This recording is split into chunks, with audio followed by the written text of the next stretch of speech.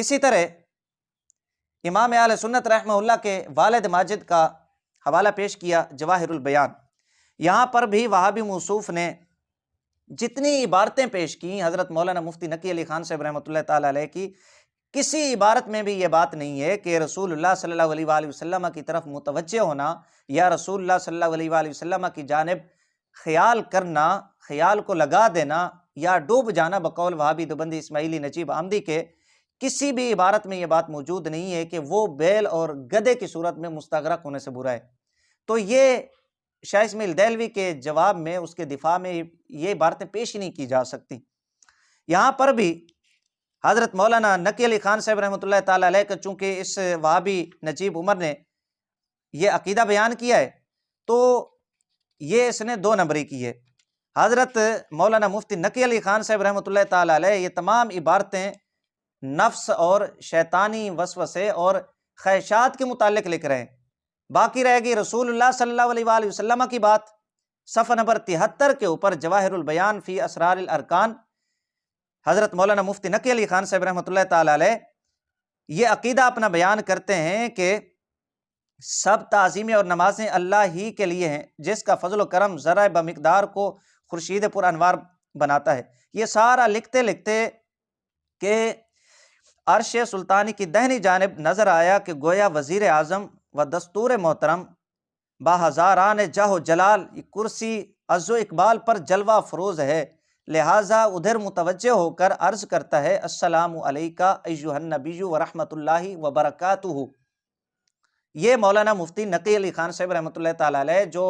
مولانا امام احمد رضا بریلوی رحمۃ اللہ تعالی علیہ کے والد ماجد ہیں، وہ اپنا عقیدہ بیان کر رہے ہیں رسول اللہ صلی اللہ علیہ وآلہ وسلم کے لیے۔ استثناء کر دیے یہاں پر کہ باقی نفس اور خواہشات کے پیچھے چلنا وہ الگ معاملہ ہے، وہ عبارتیں جتنی پیش کی وہ اس کے بارے میں ہیں۔ رسول اللہ صلی اللہ علیہ وآلہ وسلم کے بارے میں التحیات للہ والصلوات کے تحت لکھتے ہیں کہ السلام علیکہ ایہا النبی ورحمۃ اللہ وبرکاتہ، نبی علیہ السلام کی جانب متوجہ ہو کر یہ عرض کرتا ہے۔ اور پھر وہابی دیوبندی اسماعیلی فرقہ کے مولوی زکریا قندیلوی نے اوجز المسالک کے اندر یہ رسول اللہ صلی اللہ علیہ وآلہ وسلم کی خصوصیات میں سے خصوصیت نقل کی ہے کہ کوئی بندہ نبی علیہ السلام کو ایہا النبی ورحمۃ اللہ وبرکاتہ سے خطاب کرے، تو جب نبی علیہ السلام کو ایہا النبی ورحمۃ اللہ وبرکاتہ سے خطاب کرے گا تو کیا حضور علیہ السلام کی جانب وہ توجہ کرے گا یا نہیں کرے گا؟ وہ اپنا خیال رسول اللہ صلی اللہ علیہ وآلہ وسلم کی جانب لگائے گا یا نہیں لگائے گا؟ کیوں جھوٹ بولتے ہیں یار، شرم کرنی چاہیے آپ کو۔ یہ جواہر البیان فی اسرار الارکان جو حضرت مولانا مفتی نقی علی خان صاحب رحمۃ اللہ تعالی علیہ کا حوالہ جات وہابی نجیب احمدی نے پیش کیے،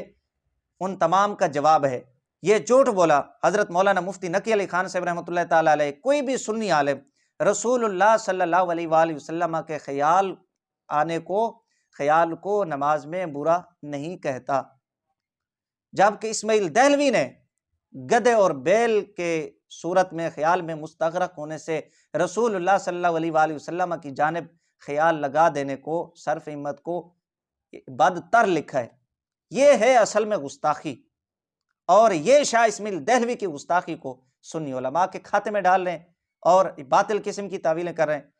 تو وہابی نجیب احمدی صاحب نے جتنی صراط مستقیم کے متعلق گفتگو کی ہے، جتنی تعویلیں کی ہیں، الحمدللہ اللہ کے فضل و کرم سے ان تمام کا جواب ہے، اور جتنی عبارتیں علماء اہل سنت و جماعت کی پیش کی ہیں، چاہے سیالوی صاحب کی ہو یا امام اہل سنت رحمہ اللہ کی یا امام اہل سنت رحمہ اللہ کے والد ماجد کی، ان تمام کا جواب ہو گیا کہ وہ عبارتیں ایک تو دفاع میں پیش نہیں ہو سکتی، اس میں کہیں بھی یہ نہیں ہے کہ گدھے اور بیل کے خیال میں صورت میں مستغرق ہونے سے رسول اللہ صلی اللہ علیہ وآلہ وسلم کا خیال برا ہے۔ دوسرا، مولانا مفتی نقی علی خان صاحب رحمۃ اللہ تعالی علیہ کی عبارت کے اندر واضح طور پہ کتاب میں یہ نظریہ موقف موجود ہے کہ آپ فرماتے ہیں کہ رسول اللہ صلی اللہ علیہ وآلہ وسلم کی جانب متوجہ ہو کے السلام علیکہ ایہا النبی ورحمۃ اللہ وبرکاتہ یہ عرض کرے۔ کیا نماز کے اندر یہ نہیں ہوتا؟ جب یہ خطاب ہوگا زکریا قندیلوی کے مطابق نبی علیہ السلام کی خصوصیت ہے، اس پہ اور بھی حوالہ جات پیش کیے جا سکتے ہیں،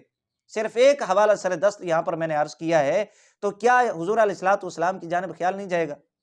یہ ہے وہابی نجیب دیوبندی احمدی کے مکر و فریب، عیاری، مکاری، کس بیانی، اس نے عوام کو گمراہ کرنے کی کوشش کی۔